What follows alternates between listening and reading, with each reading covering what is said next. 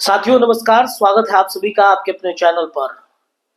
17वीं PT परीक्षा री exam को लेकर अभी भी छात्र पटना के गर्दनी बाग में बैठे हुए हैं।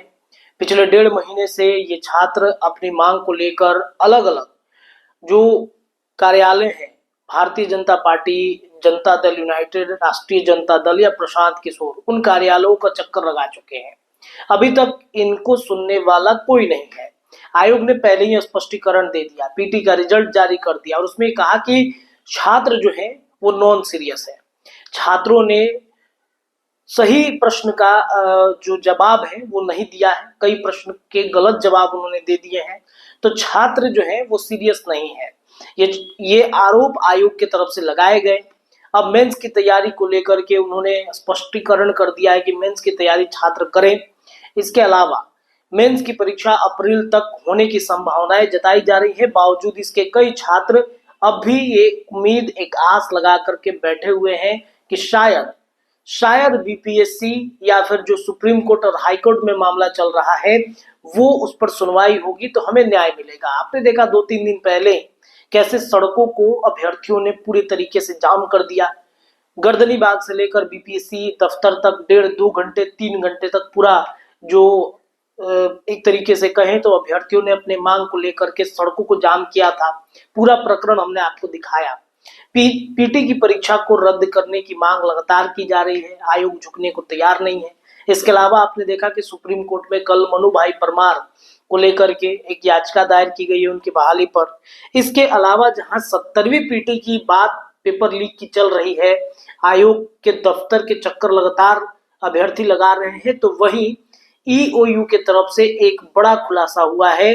67वीं परीक्षा पेपर जो लीक का कांड हुआ था, जो मामला हुआ था, उस पर ईओयू ने एक बड़ा खुलासा ये किया है कि 18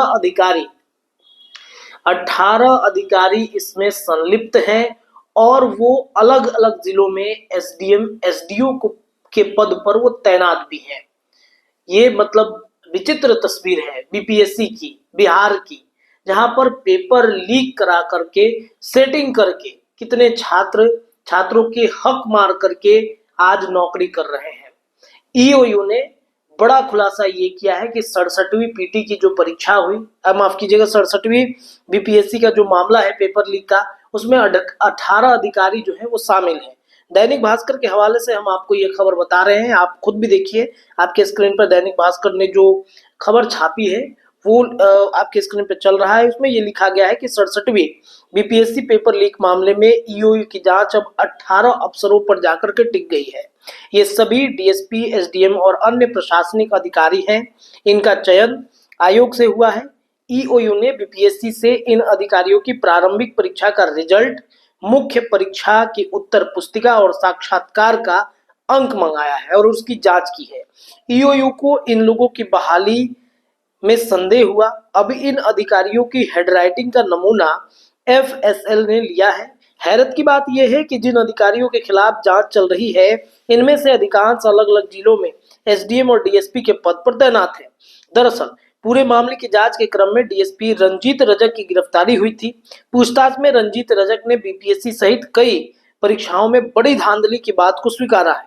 यह भी बात सामने आई है कि रंजीत के अलावा कई ऐसे लोग हैं जो इसमें शामिल हैं। यह गिरोह सिपाही बहाली, उत्पाद बहाली और अग्निशमन सिपाही बहाली सहित कई परीक्षाओं में धांधली कर चुका है। इसके अलावा भी 53वीं से 55वीं बीपीएससी परीक्षा में रंजीत रजक का चयन डीएसपी के पद पर हुआ था। वहीं प्रकाश कुमार रजक का चयन 56वीं से 59वीं बीपीएससी परीक्षा में हुआ।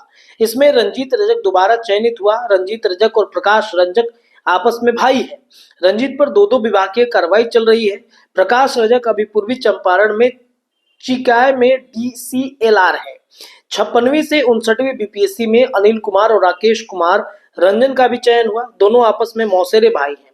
अनिल रंजीत रजक का बहनोई है और राकेश रंजन एक आईपीएस अधिकारी का भाई है। अनिल महाराजगंज में एसडीओ है। कुमारी अनामिका का चयन 63वीं बीपीएससी में हुआ।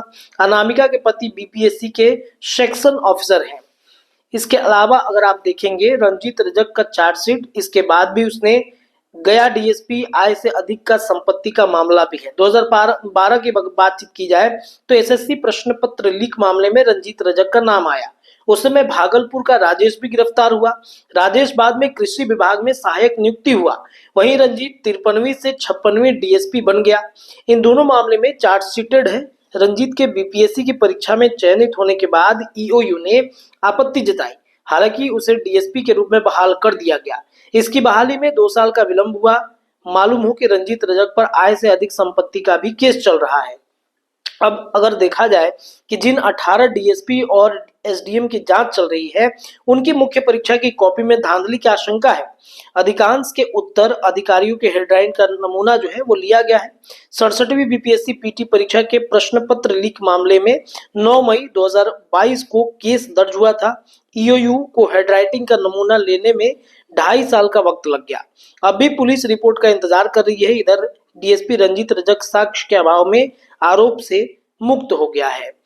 कृषि विभाग में सहायक राजेश ने जब पूछताछ के दौरान बताया कि अविनाश उर्फ तूफानी ने उसे सिपाही बहाली में रंजीत डीएसपी की मदद से बहाली कराने की बात कही थी। रंजीत इस तरह परीक्षा मैनेज कर डीएसपी बना।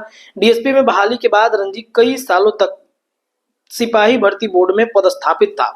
पर इधर जांच में यह बात सामने है कि रंजीत रजक अजय भारती के संपर्क में भी था।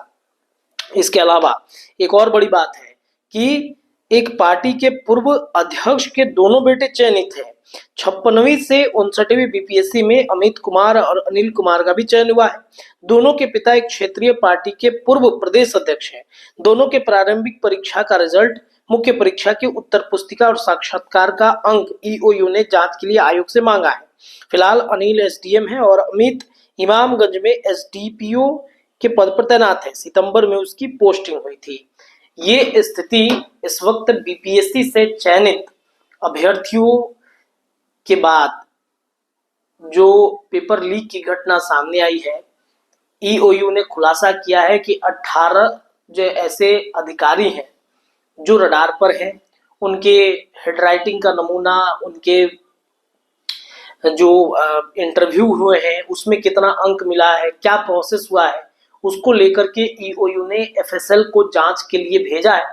अब जांच में ये पता चलेगा कि क्या सच में वही परीक्षा में बैठे थे, उन्होंने ही इंटरव्यू दिया है कि उनके बदले किसी और ने खेल कर दिया। देखिए ये आम बात हो गई है बीपीएससी में, इस तरीके के एक पैटर्न जो है वो चल रहा है। कई इसमें राजनीतिक दल भी शामिल है। जैसा कि मैंने बताया 56वीं से 59वीं के बीच में जो बीपीएससी की परीक्षा हुई है उसमें एक क्षेत्रीय पार्टी के पूर्व प्रदेश मतलब अध्यक्ष हैं, उनके बेटे जो है वो चयनित हुए हैं। और कितना बड़ा सेटिंग चलता है, एक मेहनत कश विद्यार्थी का जो मेहनत है वो मार करके ये सभी पैसों के बल पर आज अधिकारी बनकर के बिहार के अलग अलग जिलों में पोस्टेड है और मलाई खा रहे हैं। उन अभ्यर्थियों के बारे में, उन स्टूडेंट के बारे में आयोग या फिर सरकार नहीं सोचती जो दिन रात मेहनत करके बीपीएससी जैसे सिविल परीक्षा का एग्जाम देते हैं। और कितना मेहनत से राजधानी पटना के कई ऐसे हॉस्टल्स हैं जिन जगहों पर अगर आप मुसल्लमपुर हाट की तरफ चले जाइएगा तो वहां पर किस स्थिति में छात्र रहते हैं इसकी तस्वीर छिपी नहीं है। कई कैमरे इसके गवाह हैं कि कितने मेहनत वो करते हैं। और आज ये स्थिति हो गई है, 18 अधिकारी बीपीएससी से चयनित हुए हैं या उनको जबरन चयनित करा दिया गया है, अब ईओयू के रडार पर है। हालांकि ईओयू इस मामले को लेकर काफी गंभीर है और पूर्व में रंजीत रजक को जो है गिरफ्तार किया, लेकिन उसकी भी देखिए किस्मत देखिए और स्टूडेंट की बदकिस्मती देखिए कि साक्ष्य के अभाव में वो फिलहाल अभी बाहर घूम रहा है। वो सरगना है पेपर लीक मामले का, मतलब मास्टरमाइंड कहा जा सकता है उसको। कितने पेपर उन्होंने लीक किए हैं और इसके अलावा उसने स्वीकारा भी।